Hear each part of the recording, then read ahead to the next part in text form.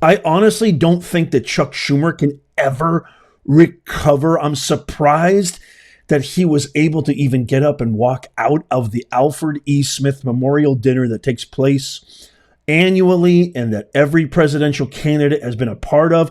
Guess who wasn't there this year? Oh, no. Yeah, it was the phoniest politician in the history of the world. You know who I'm talking about. Cackling comrade Kamala.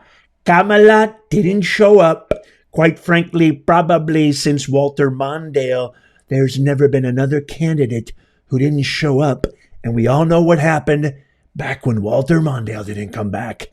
Yep, that's right. Reagan won 49 of the 50 states the last time a candidate didn't show up to this dinner. Well, Trump was there, and I'm going to share with you. Don't worry if you missed it. There was a lot of really bad jokes from Gaffigan, and there was an awful, stomach-churning, vomit-inducing video. I can't believe they even allowed that to happen from Cackling Kamala. So I've got the top 5 roasts, plus Dave Ramsey, the finance mogul who's created an empire out of telling people, to pay off all your debt, pay everything in cash, and don't rent, lease, or have a credit card or anything like that.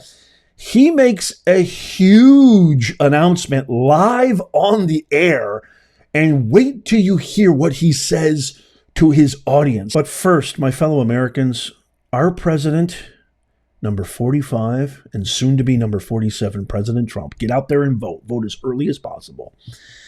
He's faced not 1, not 2, maybe 3, maybe even 4 assassination attempts in the past recent few months. And remember when Biden said we're going to lower the temperature? Remember when the Democrats said we got to, scale back the rhetoric, and that only lasted about 2 seconds?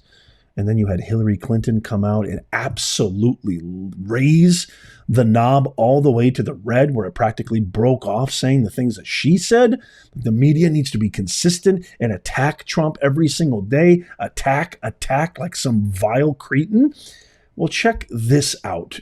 This was an article that was published in the Atlantic Monthly today. This makes me absolutely sick to my stomach.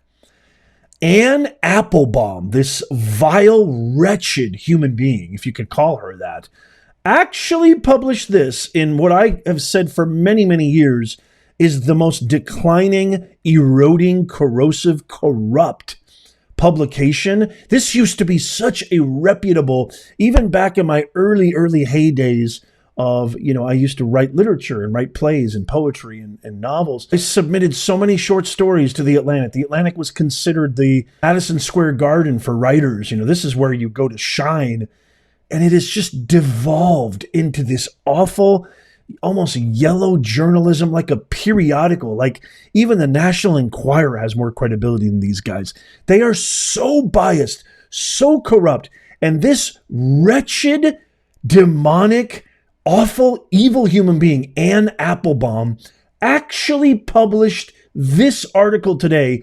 Trump is speaking like, yep, Hitler, Stalin, and Mussolini. After everything he's been through, after all the assassination attempts, these people have zero shame. On October 18th, as I live and breathe, this morning, this wench published this article. Can you believe this? She claims in the article that not since the 1930s has this kind of dehumanizing language made its way in to presidential American politics.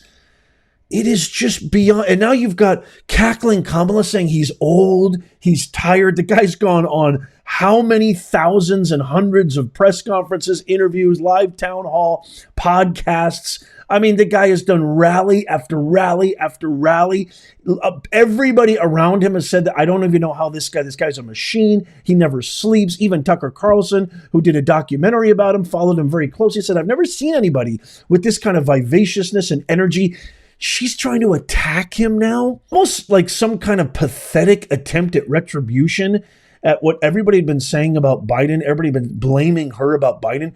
This whole thing that the radical hypocrites are doing, now they're playing the age card when they were calling Biden sharp as a tack. You mean to tell me you're going to judge somebody, Cackling Kamala, on somebody's ability to do their job. If there's anybody who's the least qualified person amongst other areas, but talking and judging somebody based on their cognition and ageism, you think we're going to take your word for it, you cackling, phony, despicable vermin?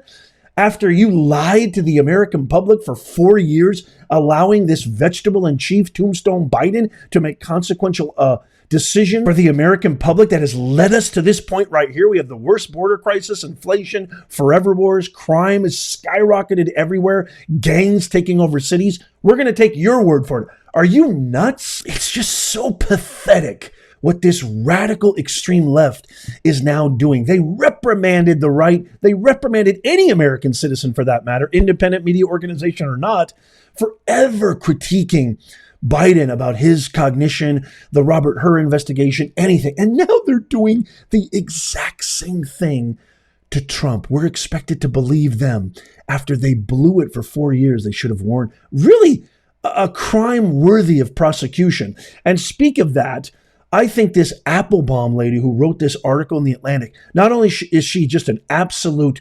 abomination, should be ashamed of yourself. If you're listening or happen to see this video, Miss Applebaum, you need to retract, delete, and apologize. And not only should you be vociferously ashamed of yourself, I think you should be tried and prosecuted to the extent of the law. Let me know what you think in the comments down below.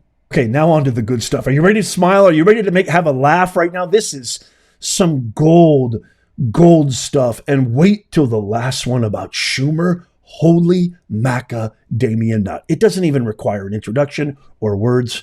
Just enjoy. I used to think the Democrats were crazy for saying that men have periods, but then I met Tim Walz. Well, I'd better wrap up because Mayor Adams told me earlier that I needed to make this one very quick, especially the city has reserved this room for a large group of illegal aliens coming in from Texas. There's a group called White Dudes for Harris. Have you seen this? White Dudes for Harris. Anybody know? Are some of you here? White Dudes for Harris? Doesn't sound like it. But I'm not worried about them at all because their wives and their wives' lovers are all voting for me. The major issue in this race is child care, and Kamala has put forward a concept of a plan. A lot of people don't like it. The only piece of advice I would have for her in the event that she wins would be not to let her husband Doug anywhere near the nannies. Just keep him away. That's a nasty one. Chuck Schumer is here looking Here's a good one. Very glum. Doesn't it look glum? It looks glum. But look on the bright side, Chuck, considering how woke your party has become. If Kamala loses, you still have a chance to become the first woman president. Look at that! How do you not love this guy? It's so perfect. I love it. There's a lot of other parts too that were pretty notable, but I think those are the big top 5, especially him absolutely torching Schumer. But there was another bit that I just want to share really quickly where he said that Biden's super pissed, especially at Schumer. And he actually said in front of everybody that he thinks Schumer was the real kind of brain behind getting him ousted and getting him off the ticket.